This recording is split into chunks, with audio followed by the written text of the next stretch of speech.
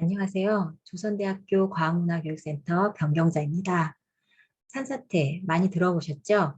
이번 시간은 산사태에 대해서 알아보려고 합니다. 산사태가 무엇이고 왜 발생하는지, 또 산사태에는 어떤 종류가 있는지 알아보겠습니다.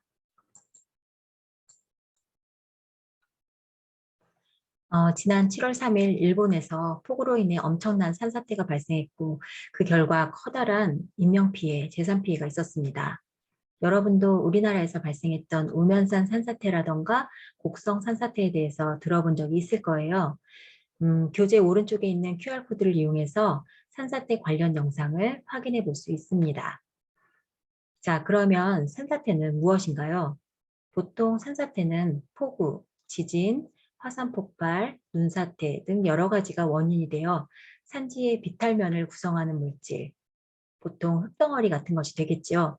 이것이 급격히 밀려 내려오는 현상입니다. 산사태는 공학적인 관점에서 보면 세 가지로 분류합니다. 사면 파괴, 활동 파괴, 토성류가 그것입니다.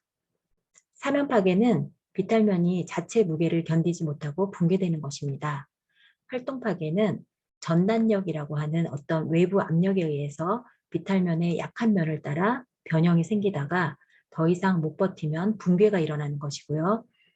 이때 파괴 직전까지 버틸 수 있는 한계값을 전단 강도라고 합니다.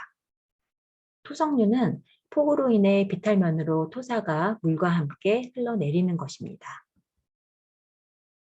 용어가 좀 어려운데 그림을 보면 이해가 조금 쉬울 거예요. 사면 파괴는 파괴된 모양에 따라 원호 파괴, 평면 파괴, 쐐기 파괴, 전도 파괴로 나눠지고요. 활동 파괴는 파괴된 영역의 면적에 따라서 비탈면 내 파괴, 비탈면 선단 파괴, 저부 파괴 등으로 분류합니다. 산사태가 왜 발생하는지 좀 쉽게 이야기해 볼까요? 흔히 알고 있는 폭우에 의해서 발생하는 산사태의 예를 들어봅시다. 비탈면에 흙덩어리가 있어요. 비가 많이 오면 어떻게 될까요? 흙이 물을 흡수하면서 무거워지겠죠. 그러면 미끄러지려고 할 거예요. 그런데 지방과의 마찰력이 있기 때문에 어느 정도 버틸 수가 있어요. 그러다가 점점 빗물이 스며들면 어떻게 될까요? 네, 마찰력이 약해집니다. 그러면 흙덩어리가 쏟아져 내려옵니다. 바로 산사태가 일어나는 것입니다. 자, 이제는 서울시에서 분류한 산사태의 종류를 알아봅시다. 산사태, 토성류, 땅 밀림, 절개지 붕괴, 지진으로 인한 산사태, 눈사태 등으로 분류하고 있습니다. 이 중에서 절개지 붕괴라고 하면 우리가 산을 깎아 도로를 만들 때 옹벽 같은 것을 쌓아서 산사태를 예방하지요. 그때 깎은 산사면을 절개지라고 하고 옹벽이 붕괴되면서 산사태가 일어나면 절개지 붕괴라고 합니다.